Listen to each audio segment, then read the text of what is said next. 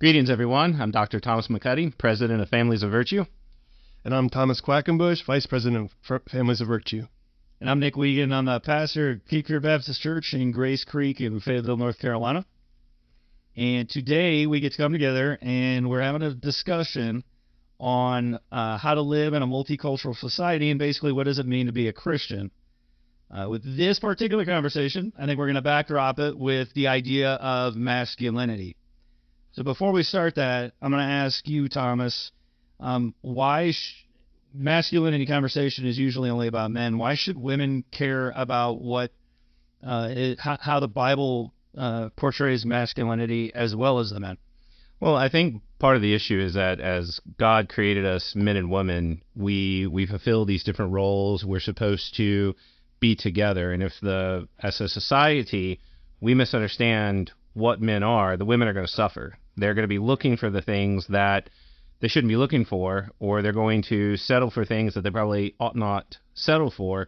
And that's the big question. What is it that makes a good man? What is it that men should be striving for? And there's a lot of different voices, some of those being men, some of those being women, and a lot of confusion that we need to sort of bring some order to in this idea. Absolutely. And T-Quack, your wife, you got children, right? Yes, I got 3 children. I got one that's 14, I got a 12-year-old, and a 6-year-old. Boys or girls? Two boys and a girl. So how much do you think your wife influences how those boys are going to be raised to be men? Very little. But she does, and I'm not necessarily saying she doesn't influence at all, because I think part of the wife's role in the home as well is direct the young boys to their father, keep them, because we have a model in the house, and there's always that constant reframe in my house, like, well, you got to be more like your father, like in these sorts of areas, and then it kicks back to me. I'm like, am I that type of person? And I think that as we go into this concept of masculinity, I think it's important. Thomas kind of brushed upon it, but also the idea that I have 2 boys that need to be I have to be model of masculinity for them. I'm a homeschool father as well, so I'm with them all the time. So it's really important, because all of my sin and all of my vices and my bad habits are being reflected back at me in an everyday situation. So if I'm sleeping in and I'm not doing waking up and getting my stuff done, neither are they. Well, I think some of the issue there is, since we have 3 boys, on that issue, how much does the wife, how much does the lady influence? And then if virtue, as we say, is caught and it's taught and it's taught, that first part of catching it, they can't do that with the mom.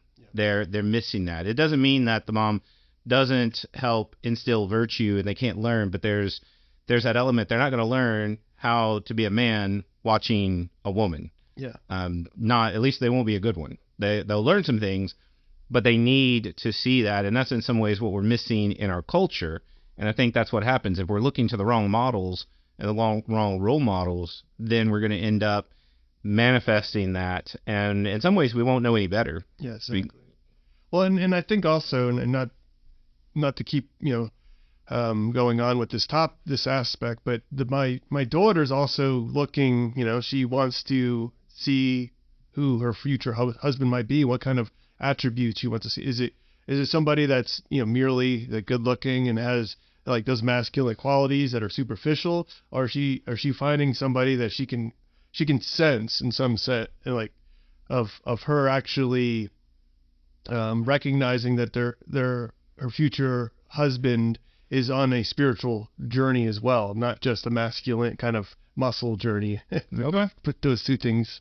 So you brought up the multicultural side of it, and we are as a society, as a world, like this is a huge topic of conversation, both in the U.S. and South Africa. It's something that we are often having a clash of cultures.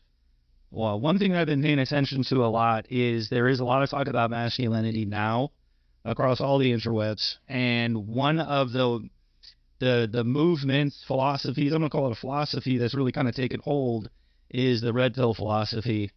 It's not important who the leaders of this said philosophy are, although I'm sure some of the names will come up. but it's overall, they have an overarching idea of what masculinity is. One of those, those main ideas is the identification of everything that society is pushing that is kind of wrong, and what they're pushing as masculinity. So can you define, if we look at the culture first and kind of what is being pushed as masculinity, can you guys tell me where you see the problems kind of perpetuating? What problems are there, and where are they perpetuating from? From the cultural side, our culture, if we can follow some of the movies, they're always telling us, follow our hearts, follow, what do you want, what do you desire? It's a manifestation in the modern world. Started not even that long ago. I mean, it's an old idea, but in the modern world, in modern philosophy, they taught us to, if we have these passions, if we have these desires, you should fulfill them. And in our society, that's kind of what we're doing. It's almost like, it's some societies might mix right. In our society, if you feel it, you should have it. You have a right to that. Yeah. And if I don't get what I want, I'm not fulfilled. But I deserve it. And deserving it, but it's just from that sense of, because I want it, I deserve it. I wanted it, I should have it. And if I don't have it, I'm not happy. You are thwarting me. You're preventing me from self-actualizing, as the term is used. I know that's even used in education. Like, we want to become self-actualized people. Well, we have to have, what are we actualizing? And we start with, well, what do I feel? What do I want? And we have to sort of bring that out. And so that's the trumpet of culture. And that's why we're, in many ways in our society, we're even legislating, well, this group feels this, they want that. And because they want that, who are we to tell them no? Who are we to say their desires are wrong? Sure. Yeah. Well, and I think with the masculinity too, because it's kind of it seems odd, because men have been, we think about Adam and Eve, they've been around since, just as long as women have. And then there's this, now we're having this resurgence, and even, talking about masculinity is kind of has that buzz to it in the culture. And we talked about the red pill a little bit, but it's also kind of, in a lot of, in the cultural sense, and there's this kind of knee jerk from, because our culture is really steeped, especially American culture, in feminism. So a lot of the things that men needed were considered to be toxic, and the activities and what they actually desire were in this realm of taboo in our culture. So this idea that, this masculinity, now it's almost like going full steam in a complete opposite direction. So I think in some sense, as we're talking and we're trying to really parse out this idea of masculinity, is how far, is too far in terms of, pursuing the pleasure, as Thomas was saying, pursuing what we want, being an answer to feminism and all these other things as well. So the leading philosophy, leading community, especially when we get into that, is the red pill community right now. I'm going to be honest, I watch probably more red pill content than probably even some red pillers themselves, just out of pure research and just understanding what the young men in our church and the young women are being exposed to. And so I think that I absolutely know that they have identified all of the problems, the rise of feminism and the decline of, are in that perpetuation of this idea, this myth of toxic masculinity. And it's really pushed back that men are not really allowed to act like men, because if we do, we go down the wrong thing. Mm-hmm. We're mansplaining or toxic or whatever. Like, you pick your insults. So they've really identified the same things, yet they have gone on it. They've taken it a direction that I'm not really sure is good. And so just in relationships alone, what they're really pushing is this idea of marriage not being good. There's no benefit to marriage in our society for a man. Many of them are pushing hard against monogamy and the idea of being faithful to one person for your entire life. They are pushing very hard against these things and kind of making it that we as men are designed that we can be with as many women as we want, and there's no emotional attachment. And so that's kind of what they're pushing on our young men when it comes to relationships and this side of it. So what would your guys' response to those suggestions on how to be men? Well, and I think as we talk about the concept of virtue, and this is why it comes into play, there's this middle ground. Yeah. And when we examine what we should be, if we're defective, if we don't engage enough, that's one vice. If we're extreme, that's another. So I think as you're examining, and like just on the issue of so this idea of virtue, mm-hmm. and I know that's really where a lot of what you're exploring, you've been studying, and notice that's probably what's missing the most in our culture. When you say virtue is this idea in the middle ground, and then you talk about one side being a vice and the other side of vice, are you saying that virtue is the middle ground? And if that's the case, can you give me an example? Okay. So, yes, that is, virtue is what makes a thing good. So it sits in the middle between excess and defect. Okay. So that's why if you think of something, usually humility is a good one, because humility is one that even as Christians, we tend to turn into a vice, because humility should be this middle ground. And if you are, we know if you're defective, if you don't have humility, we would call that pride. Okay, that's an easy word. But what happens when you're excessively humble? We don't have a good word for that. We would call it maybe a false humility or a self-abasement. That Jesus, he was humble, but he didn't demean himself. Right. And so this middle ground is what is virtuous. It's where a thing functions as it ought to. And so, and that's why we can talk about the virtue of a tree and what a good tree is. We have a sense of that, but we can, as we talk about people, we're talking about the qualities of our soul. What kind of people? What should our character be like? And so in relationship to things like marriage, is marriage good? And that's one of the things that can come up. And it's like, well, there's no benefits. Well, the reality is marriage and the relationships we have are beneficial, are good. We are human beings that we are made for relationship. And we're made for lasting relationship. That we do have some relationships that don't last very long. We might have some friends who come into our life and who dip out, and we have this sort of rotating door, especially if you're some jobs are like that. Salespeople might, I would say, suffer from this. They have this constant rotating door on relationships. We're not meant for that. That's not our nature. And so we're also not meant to be attached to one single person and cast everyone else off. That would be the other side of that. That's like, wait a minute. Like we need to have a multiplicity of friendships and kinds of relationships. So marriage is one of those that it's a natural good. It's one of the things that fulfills us as a human being, but it's also one that's been ordained of God. So it's not just a simple good. It's something that God has put together, and he's designed us for it. And now our culture may corrupt that in various ways, and I think to evaluate it, the laws many times I know were skewed in a way that benefited the woman, like in the case of divorce, but that's also because the women, and I'm thinking, I'm going back to in earlier times, they had harder times working. They couldn't find the jobs. They couldn't support themselves. So the laws they weren't to disadvantage men. They were to protect those who couldn't protect themselves.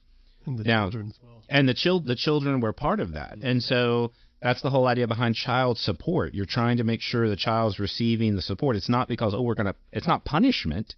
It's protection. So I think that's why I think this is some of our issue as we relate to men and women.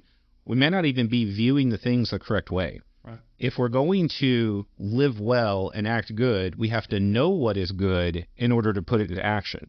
And I think that's some of what culture has been skewing by referring to marriage as the ball and chain. Mm. And then, because we sometimes joke about that, and it's a bad joke because that creates how we think about it. Yeah. But it's not. There's a sense that I've often joked, as if I could date any woman, but I would joke that before I got married, the entire world was open to me. I could date any woman I wanted to. Not that they might date me, but, there's any single woman, there's you talk about, we use the analogies, the fish in the sea. There's plenty of fish in the sea, and when you get married, I am excluding every other woman except for my wife, and that was not to my detriment. That was a liberation. Right. I have a freedom in this relationship, and I can now have a kind of relationship that I could not have with anybody else. That's an interesting way to look at it being a freedom from everything else. Yeah, I've never really thought about it that way. Mm-hmm. Well, you think about the sense of, because anxiety stems from this multiplicity of choice.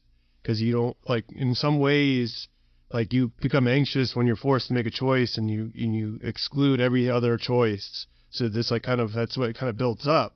Being married, like, you doing that, and it should bring some because you're doing a very serious thing, committing to another person.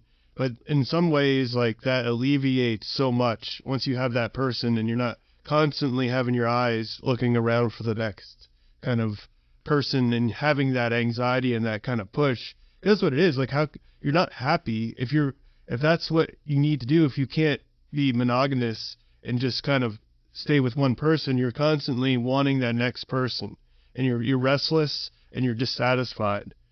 And it sounds like it's like almost like a 13-year-old's dream to be able to be with. That's an immature idea. Like, well, I want to be with all these women. Like, this is my goal. I want to be with as many women as possible. That's what a little child, like, young guy would just be going through puberty would say, because he doesn't know any better. But, like, I mean, being married, I've been married 15 years now, and I would say that, like, the relationship is getting sweeter as we grow older. We're growing because, the Bible tells us that we're becoming one flesh, and there's a real literal sense in that. Not like we're going to walk around like with two heads or something, but the idea is that we are coming together in so many different ways, and there's a lot of things we're learning about ourselves through, like, our relationship. Because without my wife, I remain this kind of self-love person that only cares about my own desires and my own wants. Because there's no reason for me not to. In some ways, like, you see it, like, a man who's like much older and hasn't been married, like, they don't have a kind of clear sense of anything outside themselves. So I don't know if we're leaning more towards addressing the Red Pill's take on it or really culture as a whole.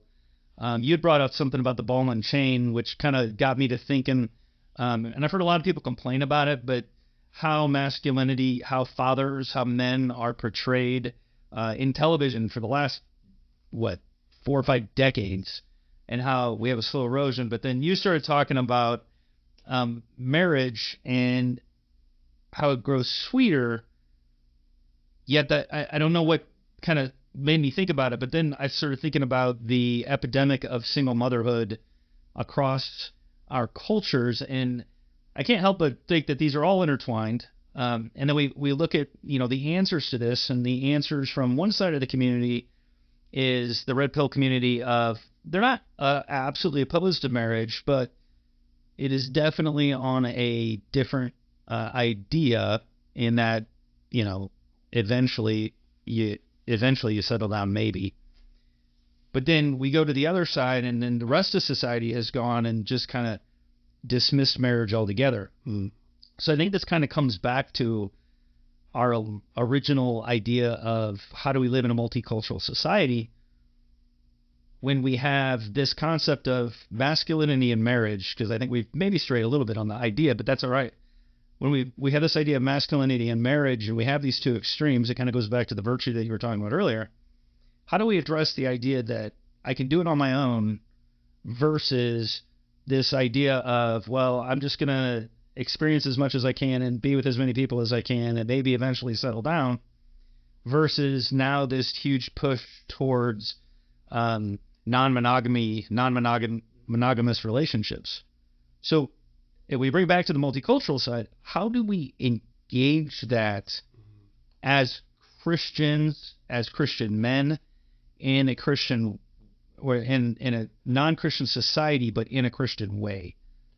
Well, I think, and this is both Thomas and I, at the heart of our ministry, being families of virtue, is beginning in the home. Like you, as the listener, especially if you're a father and a husband, it's you that, if we want a movement, it begins with individuals. And I mean, for Thomas and I, is you have a little backstory about how we started the ministry. We kind of stumbled upon this concept of virtue, and we were just floored by it. And like, we were excited. We're two nerds, and we just enjoy like reading philosophy and stuff. Like, you know, we actually enjoy those things. And so Thomas, like, we were just going back and forth, and this is really kind of like, you know, starting, because we learn the concepts, you know what it means, but when this is something that's different than just learning some philosophy, like, you know, something that we can talk about at a, you know, a gathering or something, and it seems like you're smart. This is something where we has to reflect back in our own lives. Like, the more we know this, the more it's going to have to change our lives, because the hypocrisy is right there. If we're here as families of virtue, saying that we're promoting virtue, and we're not virtuous ourselves. You know, it's us, like, you know, very definition of hypocrisy. And so this idea, like, Thomas, we agreed when we started the ministry that has to come. We have to be changed by this first. That we're not going to just tell people about how they should live, how they should be discipled, and not actually do that with their own families. So I feel like this lines up with one of your main concepts on discipleship. It sounds like it's really just focusing on being before doing. Yeah, that we had to first, you know, this needs to impact our families. Like, we had to begin cultivating this virtue. Then our families begin changing, because that's been part of my, I guess, since I was saved at about 14, was how do I become like Christ? How do I live this out? And I did not have good examples of men in my life. I did not have an example of what a good Christian marriage looks like. So this is why, in this marketplace of ideas and this world we live in, I think it's important for the church to remember that many voices are out there. Many people are saying, well, hey, you know, not everybody views marriage this way. Here's how we view it. And I always like to push back. Well, you need to remember, not everybody views marriage the way you view it. There's this other view when it comes in terms of Christianity, but it's not just, I think, a free-for-all matter of opinion. I think this is what I go back to, that it comes back to the way God has made us and the way he's ordained us. And living in this world, there's different ways that can be lived out, that you do not have to have a Leave It to Beaver kind of family where it looks like something from the 1950s, you know, and I do not have that kind of family. That's one of the strengths of growing in virtue. It's not a formula. And so I think sometimes they try to promote this idea of a formula as a way of, like, a pejorative means of showing, oh, well, you know, you get married, you got to have the car, and you got to have this, you got to have that, and you just conform into this cookie cutter, and you just spend your time matching sheets. And that's not what God has designed us for. That's not how it works. And I think this is where, particularly in the church, we need strong families that can show the world this is what a family looks like. And it's not that we want to say, hey, we're having more fun than you, but there is an element that when you are operating the way you're supposed to, you have a sense of fulfillment and joy that surpasses the adrenaline rush that you might have, like if you're having an affair. Like, when people, you know, we wonder, oh, how could somebody cheat on their spouse? Well, I know exactly how they can. There's an adrenaline rush. There is an aspect. Sin is fun. If it wasn't, we wouldn't have a hard time doing it. You know, so we're drawn to it. And it's not about, again, having so much sometimes that adrenaline high, as much as it is when you've got a foundation in your life that's firm. There is a security, there's a joy, there's something that lasts, that's there, and the world is missing out on it. And it's only going to be the church that's going to be able to show what this really looks like, and it's really going to, I believe, start with particularly men. If we don't have the strong men in the homes, then we're missing a vital component to what this is supposed to be. So it sounds like, I think, let me make sure I understand. It sounds like we have to focus on our marriages, our families, and set this example for other people so that they can see that this is what a successful family looks like. I feel like right now in Christianity, we're having a really hard time with that because we're very conforming to the world, and people look at us and go, you guys look just like everybody else half the time. Even the divorce rates are very similar to which is a sham and a shame for Christians. to have that sort of like black mark on there, you know, on our kind of how the world views us. But like for me, it was interesting because prior to my salvation, my marriage wasn't in the best place. I had two children already. I wasn't a believer, neither was my wife. But when Christ, you know, when I was saved by Christ, my perspective changed on my marriage. That was the first thing.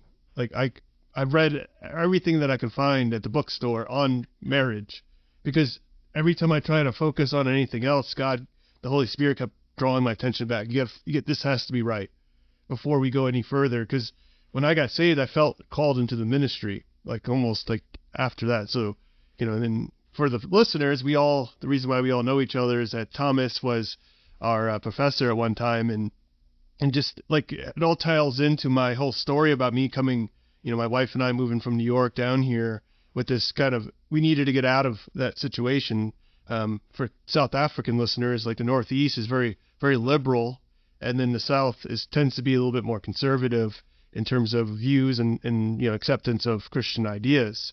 So we came down here almost as a refuge where I get trained, and you know, I felt God call me. This is how I met Thomas, and you know, but it was initially we had our marriage has to be in a good place. So I think biblically, if you we see the leadership in First Timothy, you know, we have to have our household in order before we can take care of God's household. So getting to where you are to be that example was a journey, isn't it? Yeah, absolutely. So once we have that, and I know you well enough to know that the answer is not just to remain silent and let the world be. Like we would not be who we are if that's how we really did things. So once we have focused on being before doing, the Christian is not to just sit silent, but what is a proper way to engage with the culture on this topic what would Jesus do? Let's use the cliched phrase that's usually used out of context. But what is the proper technique or way to go about engaging? Well, and I think when we bring up that principle, the idea of being virtuous, being a disciple first before we can go out and do, the church has not done that. And that's why what we see on social media, what we see are these people who are screaming out, and it's Christians, and they don't look like Christ. They've not been that disciple. Mm-hmm. They've not lived it out. They don't have virtue in their own lives, because virtue is what also leads us to do good. It's what, when we properly order our passions and our desires, we're going to want what's good. And you see what often happens, the Christian who cries out, you shouldn't be sexually immoral, they're against pornography, but then they end up in an affair. And that's because they've not properly ordered within themselves. So we have to do that. And then number one, how do we engage the culture? Part of it is being that salt and light. Mm. And that's why sometimes my encouragement for those who find themselves particularly in very difficult areas to live in, like, in America, if you're in the Northeast and you're in the Boston, or you're out in parts of California, a lot of people are abandoning California because it's like a different world. Right. And so for everybody who finds themselves there, you are genuinely salt and light in a very dark place, a very putrid place. Like it tends to, you tend to notice it more. So just by, in a sense, living that example, the people you come in contact with are able to see that and give you a place to speak from, to say, like in my case, having been married 23 years, I'm not talking from a place of theory. I'm talking about, like most people, actually I meet when I say that, they're kind of shocked. They're like, wow, you've been married a long time. And sometimes I think about it, I'm like, but I wouldn't have it any other way. There's joy, there's stability, there's something that's there that I can be that living witness and not just sit there, okay, look at me. But that gives me a place to speak into other people's lives, to say, I'm not just, saying from an idea like, oh, here's this neat idea. I'm showing you that from my life, having lived this is what is good. This is what brings peace. I really like that idea of salt and light. And I when you say something and it kind of gets in my head and I make you talk about it over mm-hmm. and over. Mm-hmm. So I think the idea of salt and light is something that we're going to have to do the same thing for, and just understand, me, I want to be the salt rubbed in the wound sometimes. And that's not the right path. But yeah, guys, I really appreciate your time today, and look forward to the next conversation. Yes. Thank you, Nick. Thank you, sir.